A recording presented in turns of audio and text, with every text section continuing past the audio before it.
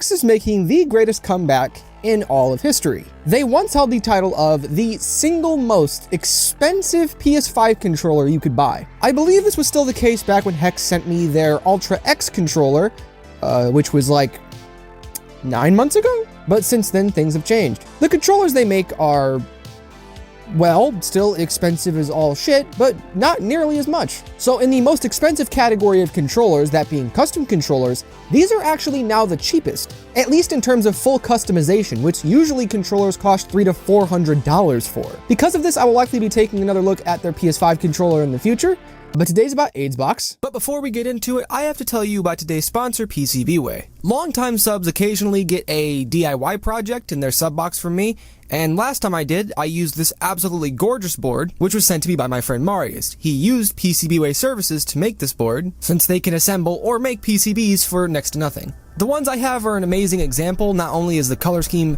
very, very nice, but the graphics on the board are actually very, very high res. They also have 3D printing services and can do sheet metal fabrication, so they're a one-stop shop for DIY projects like this. I actually plan on using the 3D printing services for a project here in a little bit too. So if you're looking to do some custom work on one of your devices or build something from scratch even, be sure to check out PCBWay linked down in the description. Thank you guys so much for sponsoring today's video. I could probably say some rancid stuff now. Custom controllers share a very harsh reality with that of the people who run whatever country you live in. And it's the fact that they absolutely hate poor people. Before Hex became ultra generous, the Ultra X that sits before you was originally about $270, which is a whole $60 more than it is right now. I'm not exactly sure when Hex decided to make all of their cosmetic upgrades free, but when they did that, every single one of their custom controllers became the cheapest versions of those controllers you could buy. A fully customized custom controller from any other maker is going to cost you significantly more than what it will from Hex. The Ultra X cost a grand total of $190, and there are a couple of upgrades that cost a couple of dollars, so the maximum price of an Ultra X is $210. Since recording this video, Hex has added a metal D-pad and metal options buttons.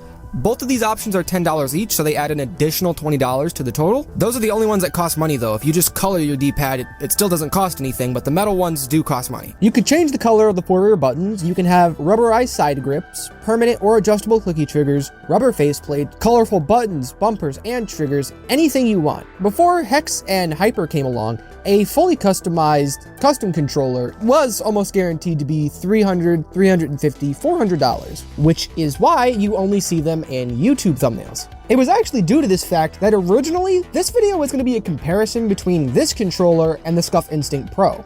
The Instinct Pro was obviously the inspiration for the Hex Ultra X's existence, but today, the Ultra X mega surpasses the Instinct Pro in pretty much every category. Both have what are essentially the exact same set of features with the same length of 6 months of warranty coverage. The two main differences are, this warranty doesn't cover stick drift, and this has the exact same set of features for a slightly higher price. And basically no aesthetic customization unless you pay for it. Based on those facts, I would prefer the Hex Ultra X, but it's basically a coin toss. You could choose either one. Since I won't be doing my shitty comparison video, I suppose we'll deep dive into the specs and features of the Ultra X, starting with the two-tone thumbsticks. And you'd think they'd only give you a couple of sticks because they're being all fancy, but fucking 8. Tall ones, dome ones, smooth ones as large as dinner plates, which admittedly suck a lot of ass. They're pretty slippery. All the other sticks are both much, much smaller and grooved for some reason. I personally hate the rough design that like Xbox thumbsticks have.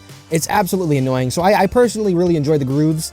Wish more people would do them. So hopefully we get to see some manufacturers try those out. In terms of accuracy, stock Xbox controller, so you tell me. The sticks overall feel pretty good, but the accuracy of this controller is, it's average. It's just a custom stock controller anyways. Although it's definitely worth mentioning the fact that your thumbsticks are definitely going to affect your accuracy long term, since Extreme Rate to this day still uses cheap ass plastics, and the thumbsticks still to this day grind down into cocaine, which is definitely a hazard for stick drift later on down the line, or right now. I was very afraid of this cheap way of handling features, especially when it was announced that the triggers would be clicky and adjustable.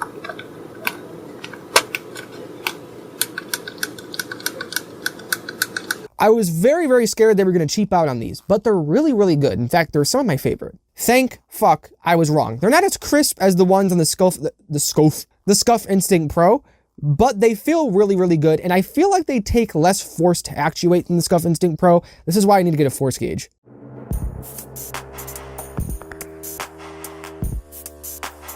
On the website, you can also choose to give the clicky triggers rubber grips or not, or you can make the adjustable clicky triggers permanent. No fun. Why the hell would you do that? Get the adjustable triggers or you're a pussy. All right, so moving on. They fucked the rear buttons up again. They did this with their last controller. Again, for whatever reason, they're just too close, and this is the second time around. I will give them some credit though. They feel a lot better than the SCUF Instinct Pro and its 4 rear buttons. Those are absolutely terrible. But these aren't great. And really, that's probably my second biggest complaint, second only to the literal decomposing thumbsticks, since I can really only use 2 of them. For people who either own this controller or plan to own this controller, please let me know what kind of issues or advantages the 4 rear button layout gives you. Do you like it or do you not? Let me know. Competitively, between the rear buttons, even though they're not perfect, the clicky triggers that can be turned on or off, the infinite amount of thumbsticks that they give you, and the fact that it's wireless, this is a pretty competent pro controller for both Xbox and PC. But it's a bit more complicated than that. So here's what this video comes down to. Most custom controllers are as expensive as your house. Controllers, generally, even the custom ones, the pro controllers, the expensive ones, none of them are that reliable. Yet we exist in a world where the most expensive versions of these controllers have the worst warranties. Usually you get 6 months of coverage or less. Battle Beaver only covers you for 1 month, and if you want, you can extend it to 4 months. Yeah, cause fuck you. Hex's warranty is on par with SCUF's 6-month warranty. You get 3 months from Hex, and then if you post on social media and tag Hex, you get another 3 months. I'm just gonna count that as 6 from the get-go. Hex's warranty specifically states that they don't cover stick drift, but based on how vague SCUF's warranty is, I'm not 100% sure if stick drift does or does not fall under the wear and tear clause. But I've seen them cover stick drift before, so I assume most of the time they will. And at least they have a much better chance of doing it than Hex, who has a literal 0% chance of ever covering stick drift. They'll just explicitly tell you to fuck off. Surprisingly, SCUF will fix your controller if you're outside the warranty period. For $80, what did you think this was? A charity, bitch? Give me your money. I'm going to leave before I get demonetized. In short, or in summary, what we have here is an alternative SCUF Instinct Pro with better customization, better rear buttons, and a slightly more shitty warranty for a price that's a bit cheaper. So probably buy this over that. By the way, I am going to be reviewing all of the custom controllers this summer. The Xbox controller from Hyper, Battle Beaver, AIM, which is right over there, piece of shit. They're all getting reviews. So if you're interested in like maybe grabbing a custom controller, but you're more willing to spend a little bit more, there are other controllers that offer different features, more features, better buttons. So keep an eye out. But this is really good and by far the cheapest option you can get out there that isn't from Hyper. So links are going to be in the description. And if you enjoyed, I don't fucking know.